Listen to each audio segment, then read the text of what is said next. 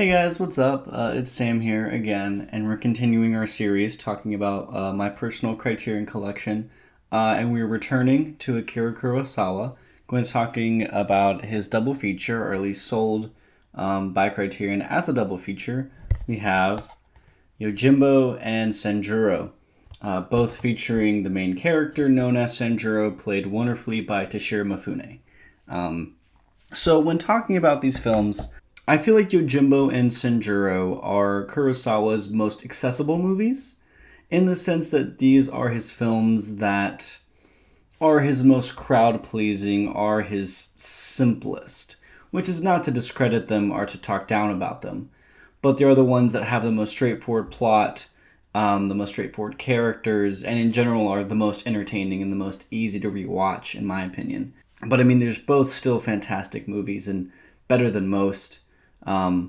And before this marathon, actually, I had seen Yojimbo a few times, but I'd never gotten around to Sanjuro. I don't know why. I just never had an interest in watching it, and I felt now would be the perfect time to really jump onto it. So first, we'll talk about Yojimbo in this release here.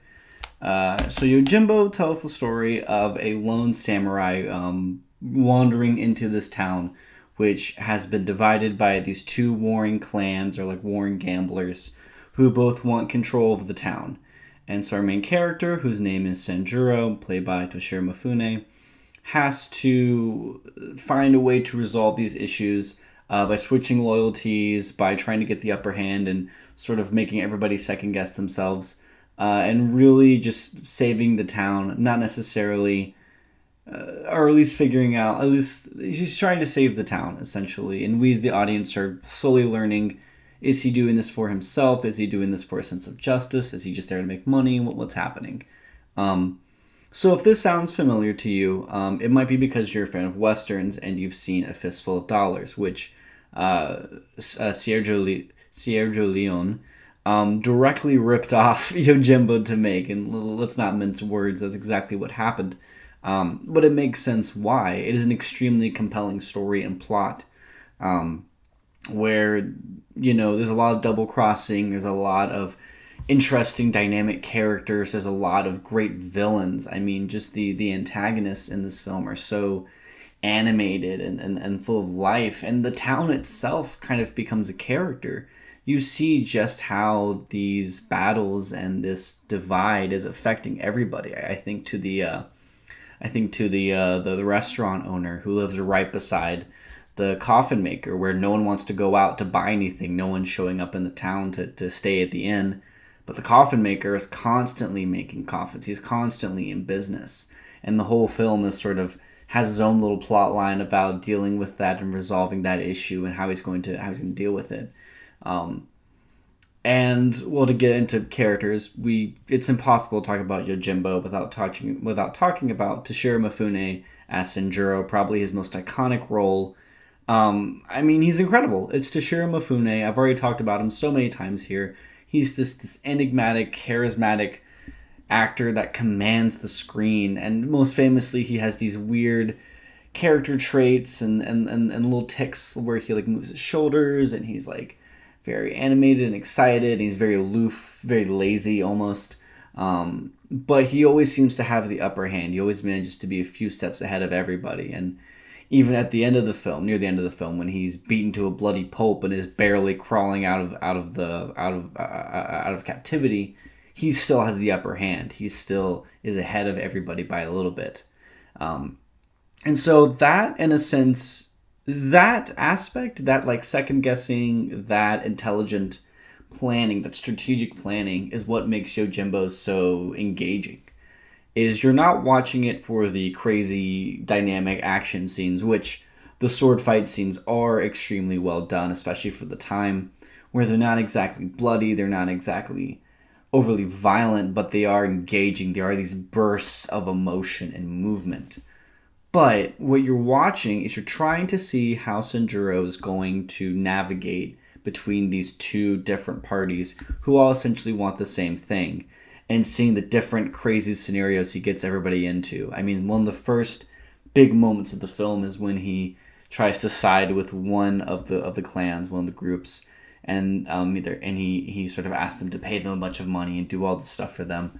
And then finally, when it comes to the day to fight, to actually stand out there and get everybody out in the middle of the square and fight everybody, Sanjuro just like goes, you know what, I'm not feeling it. Here's your money back. I'm gonna go back. Like, and just completely humiliating them. And it's this amazing sequence where everybody, these two armies are like ready to fight and they're ready to go out there, but they're all such cowards. They're not really committed to dying for this, so they're all running at each other and like faking out and like not actually going for each other. It's hilarious, and I would say Yojimbo is one of Kurosawa's most hilarious films. There's so many good jokes, many quotable lines, great moments. I always think back to when he first enters the town. And it's a moment. This moment is at once tells you exactly what this town is like and what's happening, but it's also hilarious. Where you see this dog just run out in the middle of the street with a dismembered hand, a severed hand in his mouth, just running around. It's completely ridiculous. It's so over the top, but it's I feel like it's intentionally funny, especially with the music that plays. Is very goofy. How could I forget the soundtrack? The soundtrack is incredible. Sanjuro has this great jazzy theme. There's a lot of horns. It's very, I don't want to say improvisational, but it hits differently than many of Kurosawa's other scores, I feel like. It's very deep, very bassy, which I think sort of conveys Sanjuro's character and sort of his lazy, I'm going to say it wrong. His lazy nature. There's a word that I'm going to say wrong, but whatever. And I mean, of course, it's shot by Kurosawa. It's edited by him. It's a beautiful looking film. The editing is incredible. The flow is amazing. And I keep thinking to the use of wind in the film. I keep thinking about how cold everything feels and how like everything is so windy, and the wind is always there during big moments and big emotions. And it's just, this is the iconic shot near the end where Sanjuro is about to face the one army, the one clan, and it's just them slowly wandering towards him and him by himself, the wind blowing and billowing and him slowly going in. I mean, it's just an extremely entertaining, solid movie. That is, it's probably Kurosawa's most accessible movie. And I think it's simply fantastic. It's easily up there as one of his best, or at least one of his most recognizable. And I would highly recommend it, especially if you want to get into Kurosawa, but you're intimidated by the length of his films and the reputation they have. I think Yojimbo is an amazing starting point, especially early on. So after Yojimbo came out, which came out in 1961, 1 year later, Kurosawa and Mifune followed it up with a sequel, which is actually based off a book with nothing to do with the Yojimbo storyline or Sanjuro character. But Kurosawa and the studio felt that it would be improved if they added that in there, since Yojimbo was such a huge success. And that movie included in this box set is Sanjuro, named after the main character. And while it's definitely not as good as Yojimbo, it's not as influential, it's not as effective, it's still better than most movies and is an extremely well done, easy watch, I feel like. So Sanjuro, the plot is extremely straightforward. It is this group of these clan members, these clan, I shouldn't say that. These group of people, a part of a clan, are trying to form a resistance or sort of an uprising against the current leaders because they believe there is some corruption within there. And Sanjuro randomly appears. He just happens to be in the room when they're having their meeting and goes, well, I think I can help you guys out. Here's what's happening with this plan. Let me help you guys. So from there, they all band together so they can take down this evil magistrate and bring harmony back to their clan and back to their group. So like I said, extremely straightforward, but because the plot is so straightforward, it does lead to a lot more conversation, a lot more action. The movie moves a lot more than Yojimbo does, which leads to like the opening fight scene where Sanjuro walks out on an army of people and just slices a lot of them down, or the scene in which he goes into, it's almost like I mean, there's so many great moments. There's so many moments in which he has to sort of trick people and has to kill other people in order to do so, and it's really well done. Um, and I think Toshiro Mifune again kills it. I mean, he's so great in this role, and where Sanjuro was more quietly strategic in the sense that in Yojimbo he's never talking about his plans a lot; he just does them. I feel like in Sanjuro he's definitely more of a presence. He is like the leader of this group in a sense, and he is so intelligent and cunning and like resourceful. He is almost like the predecessor to like the 80s action hero where he always has the right answers, he always knows what he's doing, he's always on top of things. And anytime anybody goes against him or doesn't listen to him, the plan goes awry. And in fact, the movie directly addresses that point, which I thought was kind of funny. But I mean, I don't know if there is a lot to say about Sanjuro. It is a very straightforward, well done action movie that is engaging. And not to say that it's like a cash grab or anything, but like it is maybe one of the weakest Kurosawa movies I've seen. And of course, it's still better than most movies. It's so extremely entertaining, has some great shots and moments.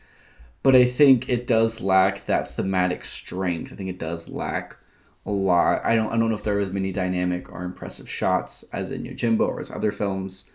Of course, though, Sanjuro does have one of the greatest ending shots in cinema history, or one of the greatest final fights in cinema history, which is the showdown between Sanjuro and I don't believe it's the magistrate, but he's one of the leaders, where they have this tense sword fight that just the tension builds and builds and builds and builds, and then one sword slash, and the geyser of blood that erupts is still shocking to this day, especially with how these films, especially in Kurosawa's playbook, are not that bloody at this point. It's a spectacle to behold. I mean, overall, Sanjuro is just a really fun movie. And I think what it does is sort of continue the legacy of Sanjuro as a character, especially how Kurosawa saw him. In the booklet included in Yojimbo, which one thing I like about this release from Criterion is that each movie gets their own special features in their own booklet.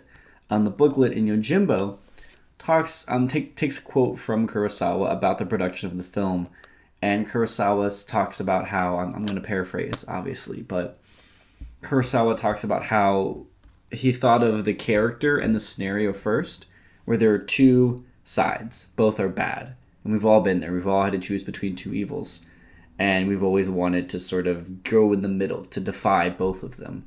And so he thought of Sanjuro as this character that was able to do that was able to sort of cut the bullshit, essentially, and just do what's right to bring justice to both sides. And I think Yojimbo is the most pure example of that, while Sanjuro again continues that justice, that doing what's right mentality, but bringing in a little bit more humbling, bringing in a character who in Yojimbo loved to kill, loved the thrill of the fight, of the hunt, understood, who sort of had this mentality that in order to get things done, the people had to die, essentially.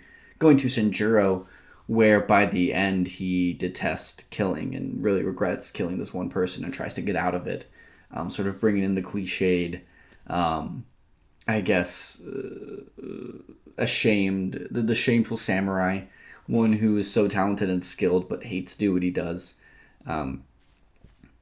But overall, these are really great movies, especially, again, the double pack. The special features are not extensive, but they are very nice because both Yojimbo and Sanjuro come with the segment from an Akira Kurosawa documentary made in Japan, which is probably the length of like 3 of his movies. It's just every single Kurosawa release from Criterion has a segment from this documentary in here, and each one's like an hour long. But they go over in detail the production of all of his movies, and it's simply fascinating. The booklets are really interesting, both having quotes from Kurosawa and then also interviews with people who were on the productions. And I mean, if you are a Kurosawa connoisseur, you have these movies. But if you just want to learn more about filmmaking and the production, especially at this time in Japan, you can't really go wrong with these. This release is simply fantastic, and I would highly recommend it. But thank you all for watching. Next week next time we're going to be going over Martin Scorsese's most controversial movie, and that's saying a lot. Looking at what he's made, which is The Last Temptation of Christ. So come back next time for that. And if you like this video, please like, comment, subscribe, share the video around, and hope you all have a great rest of your day. Bye bye.